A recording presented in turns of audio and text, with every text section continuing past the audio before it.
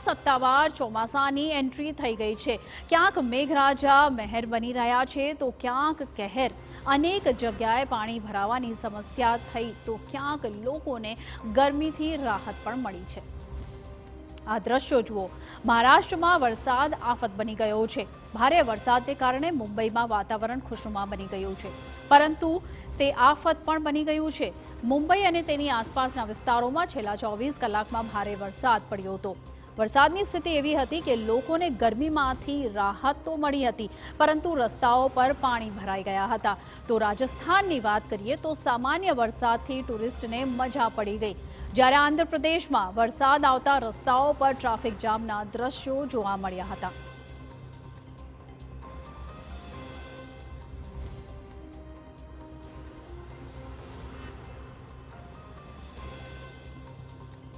તો બીજી તરફ ગુજરાતના લાખો ખેડૂતો માટે રાહતના સમાચાર આવ્યા છે। ગુજરાતમાં હવે સત્તાવાર રીતે ચોમાસાએ એન્ટ્રી મારી લીધી છે। આમ તો છેલ્લા 4 દિવસથી ગુજરાતના અનેક જિલ્લાઓમાં વરસાદી માહોલ છે, ત્યારે હવે ચોમાસાની સત્તાવાર શરૂઆત થઈ જતા લોકોને ગરમીથી રાહત મળશે અને આકાશથી વરસશે મેઘકૃપા। આ વખતે રાજ્યમાં વિધિવત રીતે ચોમાસાનું આગમન 4 દિવસ વહેલા થયું છે। દક્ષિણ ગુજરાતના વલસાડમાં ચોમાસું પહોંચ્યું છે। હવે ધીમે ધીમે ચોમાસું સમગ્ર ગુજરાતમાં આગળ વધશે અને સમગ્ર ગુજરાતમાં વરસાદ થશે।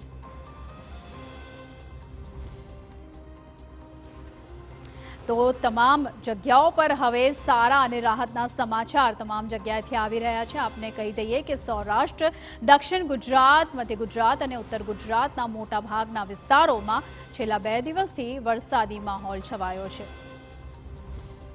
અંતે આજ રોજ 11 જૂન 2024ના રોજ નૈઋત્યના ચોમાસાનો પ્રવેશ ગુજરાતની અંદર થઈ ચૂક્યો છે।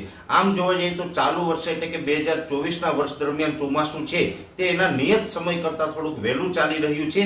19 મે 2024ના રોજ નૈઋત્યનું ચોમાસું આંદોબાર નિકોબાર ટાપુ ઉપર નોંધાયું હતું। એ પછી નોર્મલ તારીખ જે 1 જૂન છે, 1 જૂને ચોમાસું છે કેરળમાં આવવું જોઈએ, એની જગ્યાએ 29 મેના રોજ મોડી રાત્રે કેરળની અંદર ચોમાસાનો પ્રવેશ થઈ ગયો હતો। એટલે આંદોબાર નિકોબાર ટાપુ ઉપર પણ ચોમાસું વહેલો આવ્યું, કેરળની અંદર પણ ચોમાસાનો સમય કરતા વહેલો પ્રવેશ થયો હતો। એ પછી મહારાષ્ટ્રના મુંબઈમાં પણ સમય કરતા ચોમાસું વહેલું પ્રવેશ્યું હતું અને આજે 11 જૂન 2024ના રોજ ચોમાસું છે એ ગુજરાતમાં પ્રવેશ કરી ગયું છે। આજની તારીખે ચોમાસું છે એ દક્ષિણ ગુજરાતના વલસાડ, ડાંગ સહિતના અનેક વિસ્તારોને કવર કર્યા છે।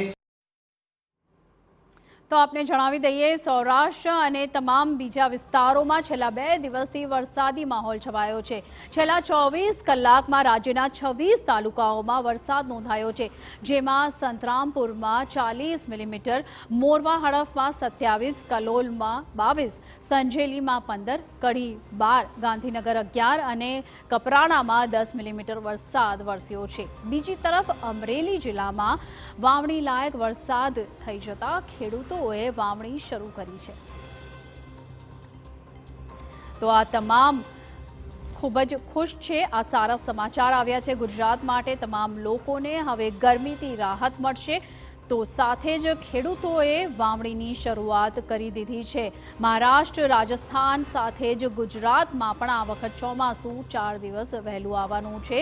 જોકે અત્યારે તમામ લોકોને ગરમીથી રાહત મળી છે।